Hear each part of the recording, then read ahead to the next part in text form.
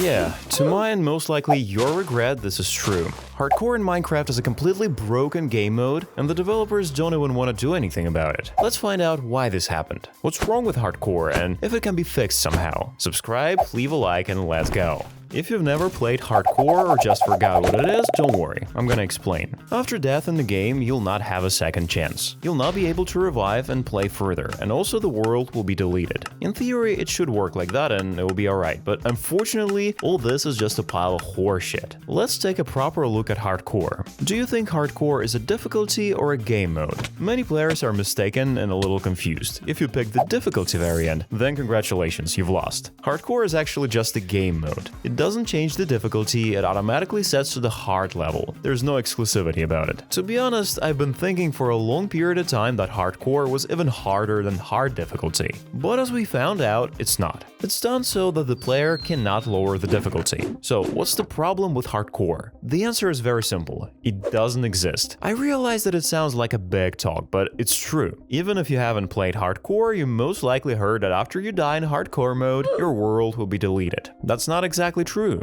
That Hardcore, which was added by Notch, was indeed Hardcore, and upon death, your world was deleted. There was a message on the screen saying, "Player cannot be respawned in this game mode." All the player was left to do was to click on the Delete World button. Then sit back, cry a little, and realize that you're done. That's when Hardcore was really challenging. It didn't forgive mistakes, it was cruel to the player, you realized that you could lose your world in a split second for the dumbest and most common mistake. But at the moment, Hardcore is just a piece of cake that has no effect on anything. It's Microsoft or developers' fault, I don't know exactly is to blame, but in Combat Update 1.9, the "you can respawn in Hardcore mode" inscription disappeared, and instead, you see Watch the World button. Yeah, the Delete World button remained, but after clicking it, the player was simply thrown to the main menu of the game. The world was not deleted. You could enter it again and see the same choices. The button Delete the World simply did not work. The button did not work until version 1.15. In the 19W35A snapshot, the developers did not remove it, but replaced it with the main menu button.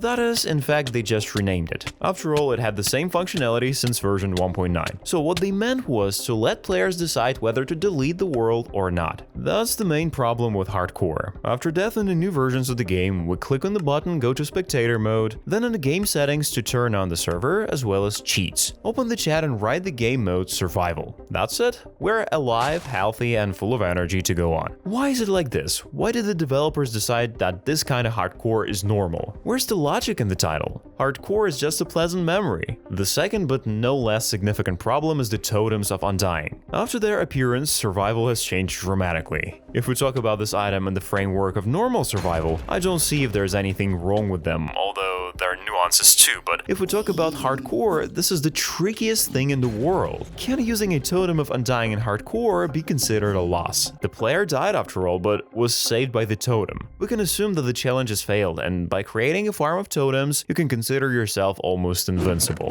To understand why this happened, let's dig a little deeper. Let's find out how this game mode appeared. To be honest, none of the developers came up with it. Notch, if I may say so, borrowed the idea from a game journalist. The thing is that on November 20th, 2010, on one popular gaming website, PC Gamer, Tom Francis, game journalist, decided to arrange a full-fledged challenge. Initially, he didn't like Minecraft. He treated this game as something ordinary, a game for kids where you can just build things. But as soon as the health bar appeared in the game, he became interested in how quickly he can die in Minecraft. Yeah, not just like that, but every time he dies, he deletes his world and starts all over again. Many readers liked this idea, so they were eagerly awaiting new articles. It would have been much better if he had recorded everything and put it on YouTube, but it was 2010. Back then, reading articles was a big fun. In case you wonder, this challenge lasted 4 months. On February 17th, 2011, Tom Francis completed his journey. During those 4 months, he died 10 times. As you realize, the 10th was the final one, but he died on purpose to officially end his journey. From that moment on, everything went wrong. Notch, in honor of Minecraft winning the 2010 Indie of the Year award, decided to celebrate by adding a cake. Tom, Tom had the brilliant idea to create a cake, build and climb a tall pillar, set himself on fire with lava, and start eating the cake while falling. What exactly went wrong? Literally everything. As he climbed on the platform, it was night. He didn't want to fall in the dark, so he waited for the sun to rise. Then he poured out a bucket of lava, took damage, and decided to fall.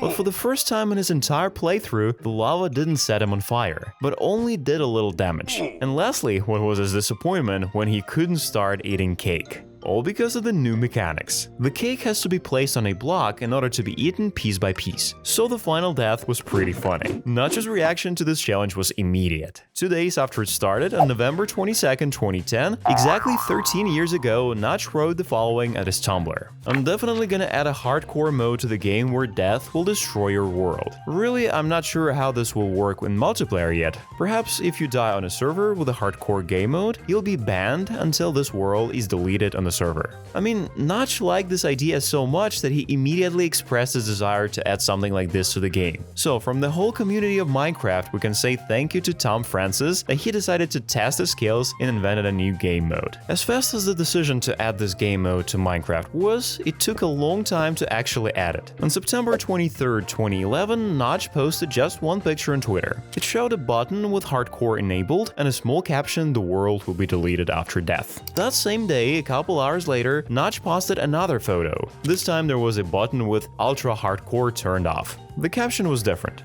Player account will lose premium upon death. In other words, roughly speaking, after death, the player was to lose his license. Obviously, this was a joke from old Notch. He wasn't planning on adding something like that. He wasn't, was he? 5 more days later, on September 29th, 2011, in the second pre-release to Beta 1.9, Notch added a new game mode. Since then, it hasn't changed in almost any way, except for the fact that when selecting Hardcore Game Mode, the player could not enable the bonus chest and cheats. That was where it should have stopped. The Hardcore Game Mode was perfect. Now let's take a look at another version of the game, which is no less popular, Bedrock Minecraft. For several years now, the developers have been trying to pull off the so-called version parody. If you suddenly do not know what it is, it's a kind of an attempt to create the same Minecraft so that each player of Minecraft can feel the same game experience on different versions. Java Minecraft is very different from Bedrock, this is a well-known fact. Now I'm not even talking about visual appearance, but about mechanics and gameplay. For the sake of example, let me give you a simple recipe for creating boats. In the Java version, for creating an oak boat, we'll need only 5 oak planks, while in Bedrock, we'll need exactly the same 5 oak planks, but in addition, a wooden shovel. I'll answer right away that I like the recipe of creation on Bedrock because it's more logical. Where do we get the ores from? Everything is played out perfectly here, but unfortunately the recipe was removed and it became exactly the same as in Java. Again, it's all for the sake of version parity. This is just a small example. If you want, I'll make a separate video in which I'll tell you the differences between Java and Bedrock Edition. Write about it in the comments. So Hardcore was not an exception either. It was simply not added to the game. When creating a new world, we do not have the opportunity to choose this game mode. Although recently it became available in the preview version of the game, when it's gonna appear in the full version, it's hard to say. Players demand hardcore so much that paid packs are coming out on the Minecraft marketplace, meaning different teams are literally adding paid packs for the players to get a hardcore mode in the Bedrock edition of Minecraft. The truth be told, there are some conditional improvements out there as well, with the type of additional difficulty, different features, and so on. But in general, demand gives birth to supply. There are other problems related to hardcore Java. So far in Realms, you can't create or load a world in hardcore. I don't have any guesses why this is so. When I started my survival on one block, I wanted to load that world into my Realms. That way, I would be sure that my world wasn't going anywhere and I wouldn't accidentally delete it. But it's not that simple. If the developers just don't know what to do in this situation, then we can just leave it as it is. After the player's death, we'll have exactly the same screen with the choice: go into the spectator mode or exit to the main menu. Or, as Notch willed, all guests of Realms will be banned, and the owner will be shown this screen. Simple as that. But apparently there are some reasons for this. Hardcore wasn't always as popular as it is now. Almost every survival or video does not do without the word hardcore in the title. There's nothing wrong with that, but as far as I'm concerned, because it's so easy to fake it when recording the video, it stopped evoking any emotions. Hardcore got a second wind and regained its popularity thanks to streamer and YouTuber Filza. He played Hardcore World for 5 years, as at one point he accidentally died in a really stupid way. He was killed by a baby zombie. Always said that they're one of the most dangerous enemies in Minecraft. After this event, the hype around hardcore skyrocketed skyrocketed. Not only did the news media write about it, but also the regular paper newspapers. Everything went so far that in the official Minecraft channel was released a separate video that was fully dedicated to Philza and his survival in hardcore. Thus, one YouTuber was able to breathe a second life into this game mode. I can assume that the developers still want to spare the players because the world of hardcore can last for several years. Losing this world is frustrating and unfortunate, but that's kind of the point of this challenge. You have to be afraid, you have to understand and realize all the risks when start playing this game mode. Okay, so what then do I suggest as an alternative? Well, it's simple.